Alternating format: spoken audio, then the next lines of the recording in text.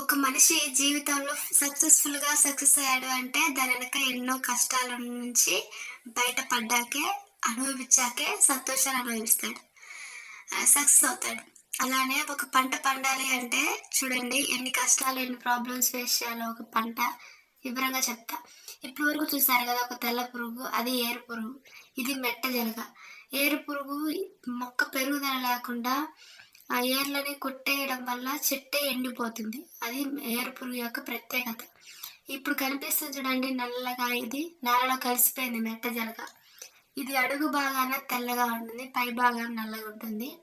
ఇది వెళ్ళే కొద్దీ అది ఆ పురుగు, ఆ మెట్ట జలగ అనేది వెళ్ళే కొద్దీ సాగుతూ ఉంటుంది. తొందరగా చచ్చిపోయేది కూడా కాదనమాట.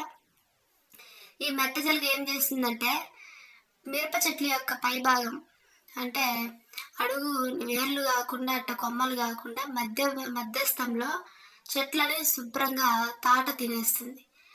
ఇది మనము సాయంత్రం లేదా ఉదయం టైంలో మొక్క నాటితే నెక్స్ట్ డే మరుసటి రోజు వెళ్ళి పొలంలోకి వెళ్ళి చూస్తే లక్షకి 10,000 మొక్కలు లేదా 1000 మొక్కలు తప్ప మిగతా అన్ని కొట్టేస్తాయి అన్నమాట. ఇవి టక్క టక్క టక్క టక్క కొట్టుకుంటా పోతుంటాయి అన్నమాట. సౌండ్ కూడా వస్తుంది.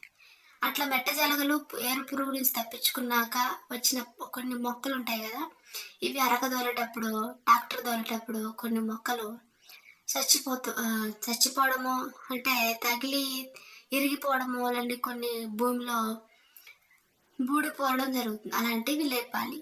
ఇగో చూడండి, ఇగో భూమిలో మునిగిపోతుంది అనమాట. చిన్న మొక్కలు కదా బూడిపోతాయి. అలా బూడిపోకుండా శుభ్రంగా మనం ఒక్కొక్క సాలు పట్టుకొని నీట్గా మొక్కలు లేపుకోవాలి. ఎరుపురుగు మెట్ట జలగా అన్నీ ఎదుర్కొన్నాక ట్రాక్టర్లు అరకలు తోలేటప్పుడు చెట్లు లేపుకొని ఫైనల్లీ తవ్వాలి. గడ్డి మొలవకుండా సాలల్లో తవ్వకం తవ్వించి మందులు కొట్టుకొని ఎరువులని పెట్టుబడని ఇవన్నీ చేసిన తర్వాత ఫైనల్లీ కొమ్మ తెగులు అనేది వస్తుంది. అప్పుడే సక్సెస్ అక్కడే వచ్చింది. మళ్ళీ కొమ్మ తెగులు వస్తుంది, తర్వాత నల్లి వస్తుంది, తర్వాత దోమ వస్తుంది.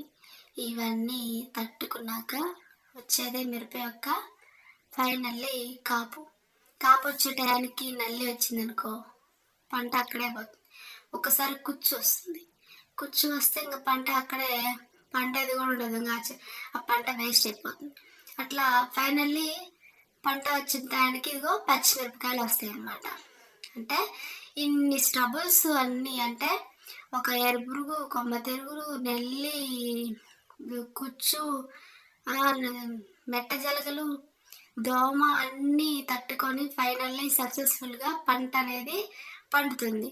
ఇంత కష్టం ఉంటుందన్నమాట. అంత సాకిరీ చేస్తూ పండించేది రైతు పంటను కాపాడుకుంటాడు.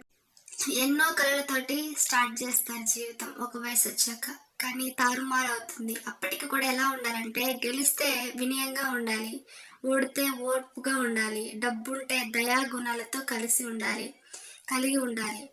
డబ్బు లేకుంటే నిజాయితీగా ఉండు. టార్గెట్ పులి అయితే మధ్యలో గొర్రెలు ఇంప్రెస్ చేయాల్సిన పని లేదు. కాబట్టి all the best ever life. Thank you.